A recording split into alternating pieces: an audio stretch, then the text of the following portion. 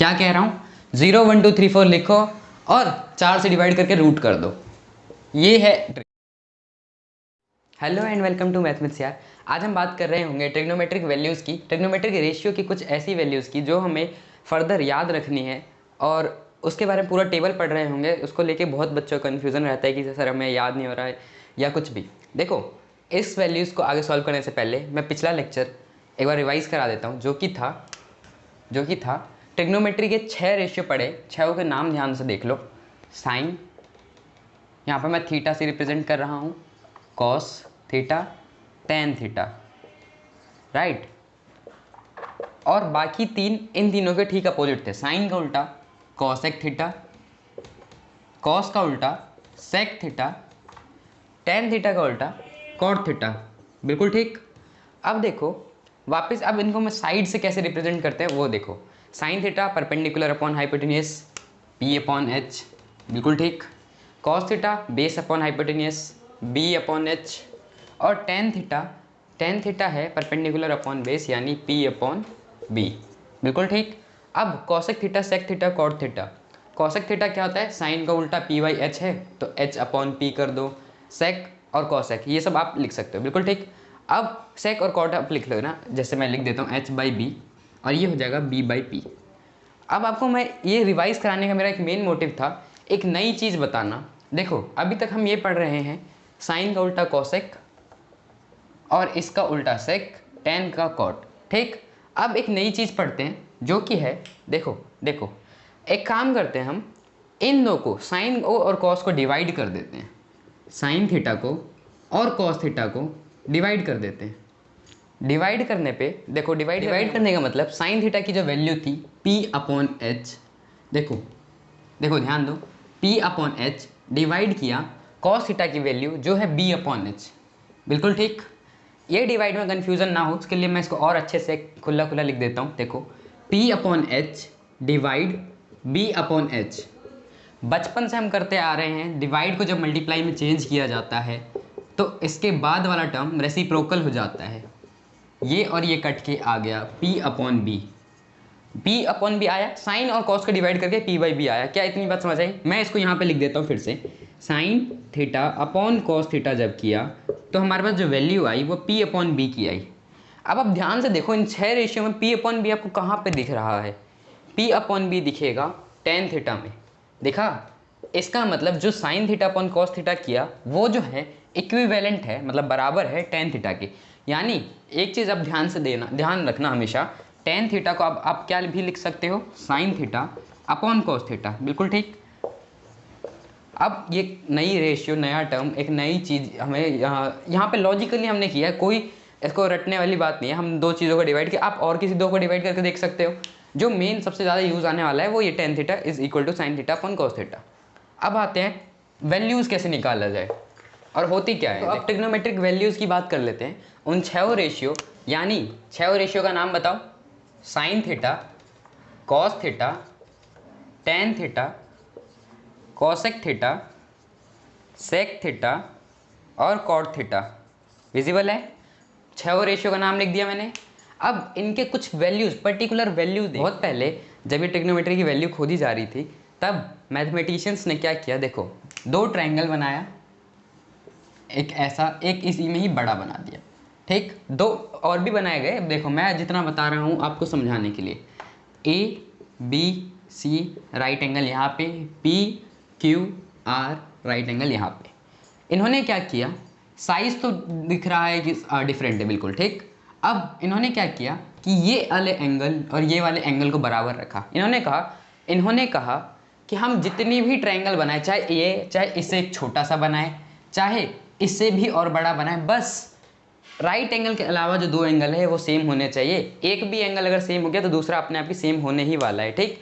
अगर ऐसा होता है तो जो साइड की जो रेशियो आती है ना, जो भी हम इसमें चाहे p बाई बी निकाले, चाहे p बाई एच निकाले, कोई भी रेशियो निकाले, चाहे इसका और इसका हमेशा ही सेम होगा। यानी इसका p बाई बी यानी A B by B C जो है वो इसके p by Q, P Q by Q R के बराबर होने जा रहा है, ठीक।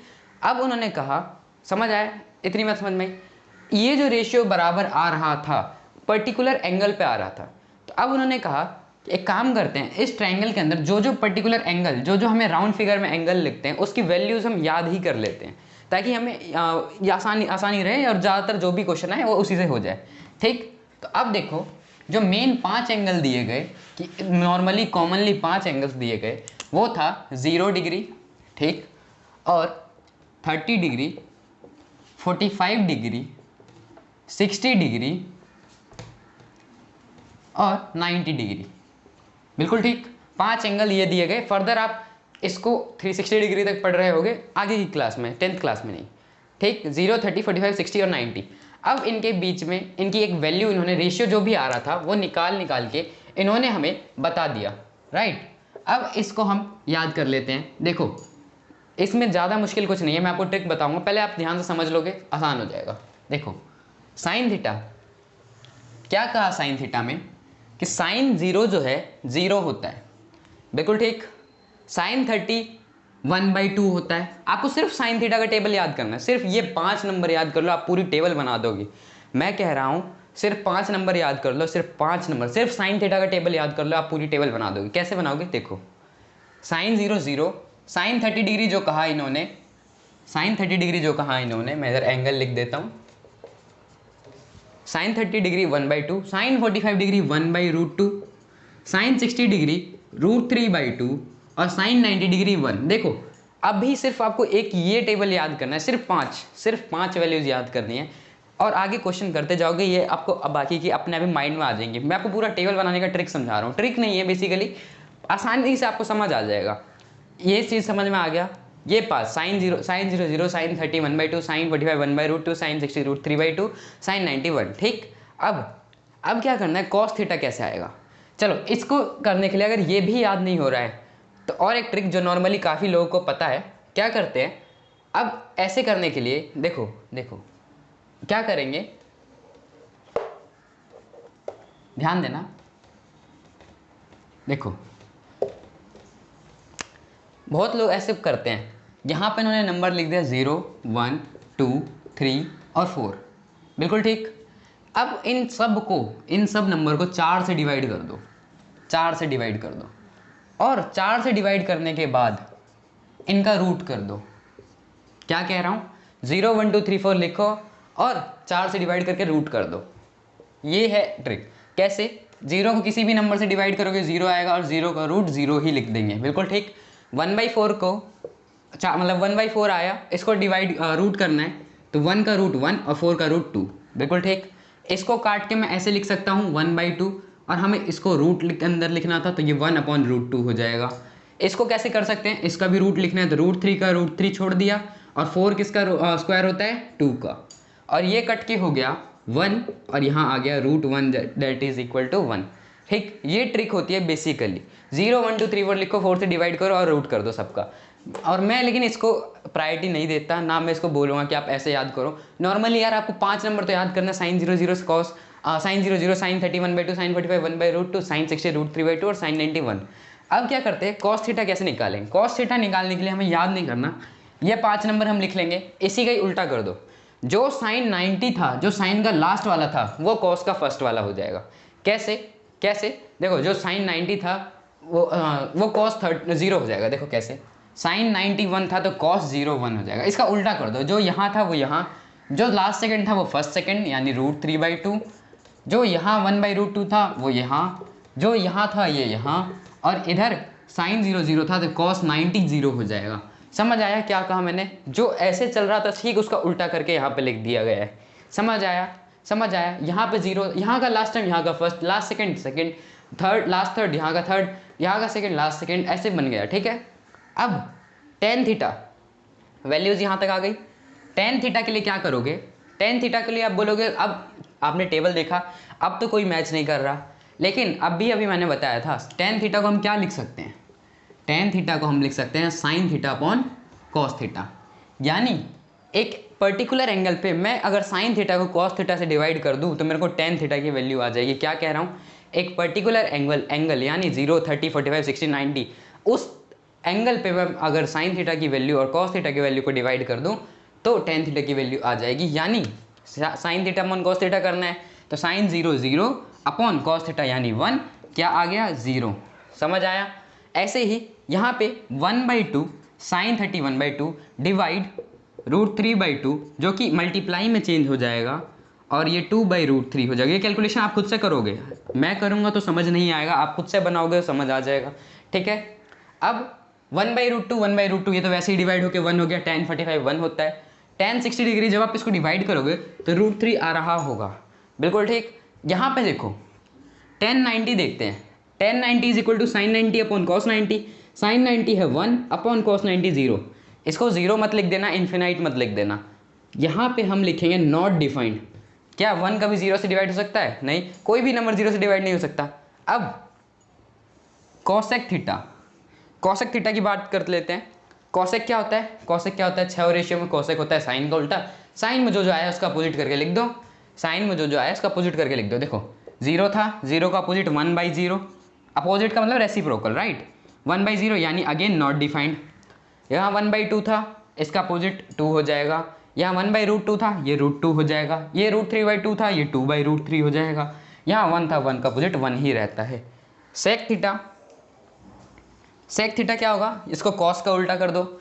यहाँ 1 था, यहाँ 1 ही रह जाएगा। देखो यहाँ पे भी आप ये रूल लगा सकते हो कि इसका उल्टा वापस लिख दो यहाँ पे, या कॉस का उल्टा लिख सकते हो। 1 का 1 इधर 2/√3 हो जाएगा, देखोगे तो, राइट। इधर 1/√2 था, देखो cos 45 1/√2 था, ये √2 हो जाएगा, ये 2 हो जाएगा, और यहाँ पे नॉट डिफाइंड हो जाएगा। कैसे नॉट डिफाइंड हो जाएगा चेक करो। अब कॉट थीटा देख लो, फटाफट फटाफट देख लो। देखो कोई मुश्किल आई अभी तक? कॉट थीटा क्या करोगे, ये तो खुद से ही कर सकते हो। कॉट थीटा क्या होता है? tan का उल्टा कर दो, कॉट हो जाएगा। tan का उल्टा ही तो होता है कॉट, tan का उल्टा कर दो, कॉट हो गया। tan थीटा यहाँ पे 0 था, 0 का उल्टा नॉट डिफाइंड। यहाँ पे tan 1/√3 था, यहाँ पे √3, यहाँ 1, यहाँ पे 1 ही रह जाएगा। √3 था तो ये 1/√3, रेसिप्रोकल कर रहा हूँ मैं, रेसिप्रोकल करना आना चाहिए। 1/0, देखो यहाँ पे नॉट डिफाइंड था यानी 1/0 था। नॉट डिफाइंड का रेसिप्रोकल कर रहे होंगे। नॉट डिफाइंड क्या होता है? नॉट डिफाइंड होता है 1/0, और इसका रेसिप्रोकल करना है यानी 0/1, ये हो जाएगा 0। तो मैं यहाँ पे 0 लिख दूंगा। क्या ये दिख रहा है? बिल्कुल ठीक। आपके पास पूरी टेबल है, पूरी टेबल है, फटाफट से स्क्रीनशॉट ले लो और आप समझ जाओ इसको कैसे बनाना है। ठीक है, एक बार ध्यान से देख लो टेबल, और इस बिहाफ पे ये वैल्यूज आपको याद हो जानी चाहिए यार, अपने आप ही याद हो जाएगी। आप 10 15 20 50 क्वेश्चन करोगे, अपने आप ही याद हो जाएगी। ठीक, क्वेश्चन ढूंढो ट्रिग्नोमेट्री के, बहुत आसान लगेंगे यार, मुश्किल कहाँ है, इन सब के बेस पे बहुत आसान आसान क्वेश्चन हो जाएंगे। आओ एक दो क्वेश्चन हम खुद से करके देखें। एक क्वेश्चन यार मेरे पीछे लिखा हुआ है, ये आपका कंसेप्ट क्लियर करने के लिए कि टेबल का यूज़ कहाँ पे आ रहा है, किस तरह के क्वेश्चन में हो रहा होगा। ठीक, sin 60 cos 30 sin 30 cos 60। Table देखो, टेबल देखो, बनाना सीख लिया, बहुत आसान तरीका था, बहुत आसान तरीका है। 2 बार 4 बार खुद से बनाओगे टेबल। अभी आपने वीडियो देखा, एक बार आप खुद से फ़ोन साइड में रख के अपना टेबल खुद से 2 बार 3 बार अलग अलग पेज पे ट्राई करोगे, बिना देखे बनाने का, हो जाएगा, याद हो जाएगा। sin 60 डिग्री की वैल्यू अगर आप देखोगे अपने टेबल में या खुद से आप बना के देखोगे, sin 60 डिग्री होता है √3/2। यहाँ पे मल्टीप्लाई है यानी cos 30, मल्टीप्लाई cos 30 डिग्री भी देखोगे तो √3/2 ही हो रहा होता है, प्लस साइन 30 डिग्री अब देखना है आपको, ये होता है 1/2 इंटू cos 60 डिग्री अगेन 1/2। इन दोनों को मल्टीप्लाई कर लो, √3 मल्टीप्लाई √3 दैट इज 3/4 प्लस 1/4, ये हो जाएगा 4/4, और इसका आंसर कट के आ जाएगा 1। क्या ये दिख रहा है? बहुत आसान क्वेश्चन, ये जस्ट आपका कंसेप्ट क्लियर करने के लिए था। 8.2 इस पूरे टेबल पे बेस्ड थी, बहुत आसान था। टेबल अच्छे से याद हो जाना चाहिए यार, आपकी आगे की सारी ट्रिग्नोमेट्री इस टेबल के ऊपर बेस्ड थी। अभी तक तो बहुत बेसिक चल रहा था, आपको ये टेबल बहुत अच्छे से याद होना चाहिए। ठीक।